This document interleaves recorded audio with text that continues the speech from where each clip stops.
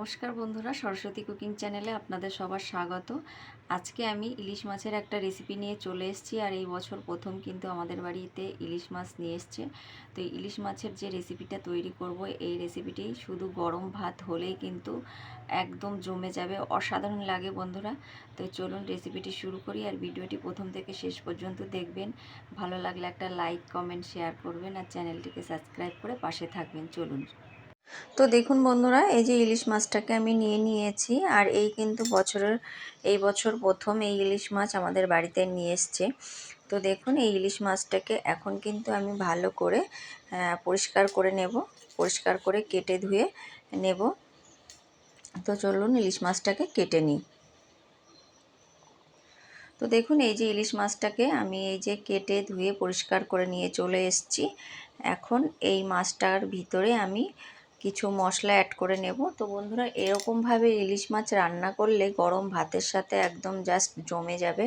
তো দেখুন, সবার প্রথমে দিয়ে দেব লবণ, এরপর আমি দিয়ে দেব হলুদ,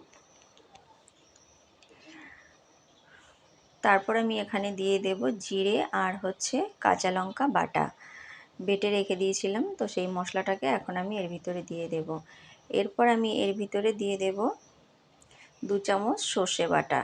এখানে সাদা সর্ষে আর লাল সর্ষে একসঙ্গে বেটে রেখে দিয়েছি বন্ধুরা। আপনারা চাইলে কিন্তু এখানে পোস্ত বাটাও ব্যবহার করতে পারেন। তো এই মাছটাকে কিন্তু আমি আপনারা যেরকম ভাবছেন ওই রকমভাবে রান্না করব না। এটাকে কিন্তু আমি কোনো টিফিন কৌটা কিংবা কোনো বাটির ভিতরে দিয়ে ভাপাবো না। এটাকে আমি অন্যরকমভাবে রান্না করব। তো ভিডিওটি প্রথম থেকে শেষ পর্যন্ত দেখবেন, না হলে কিন্তু বুঝতে পারবেন না। এরপর আমি এর ভিতরে দিয়ে দিলাম কাঁচা সর্ষের তেল, দিয়ে ভালো করে মাছের ভিতরে লাগিয়ে আমি রেখে দেব 10 মিনিট মতন। এরপর আমি উনানে দেখুন কড়াই বসিয়ে দিয়েছি। কড়াইটা গরম হয়ে গেছে। কড়ার ভিতর দিয়ে দেব আমি সর্ষের তেল। তেলটা গরম হয়ে গেছে, তেলের ভিতর দিয়ে দিলাম গোটা জিরে। আপনারা চাইলে এখানে কিন্তু কালো জিরেও ব্যবহার করতে পারেন। এরপরে আমি মাছগুলোকে একে একে এর ভিতরে দিয়ে দেব। তেলের ভিতর দিয়ে মাছগুলোকে দিয়ে কিন্তু নাড়াচাড়া করা যাবে না।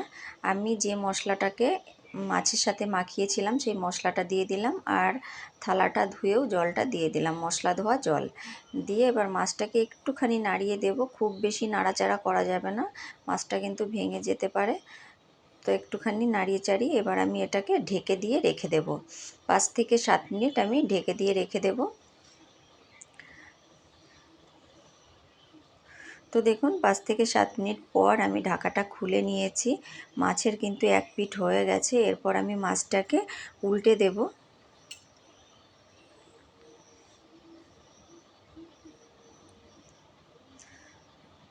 মাছগুলোকে কিন্তু আলতো হাতে ভালো করে উল্টে দিতে হবে, খুব বেশি নাড়াচাড়া করা যাবে না।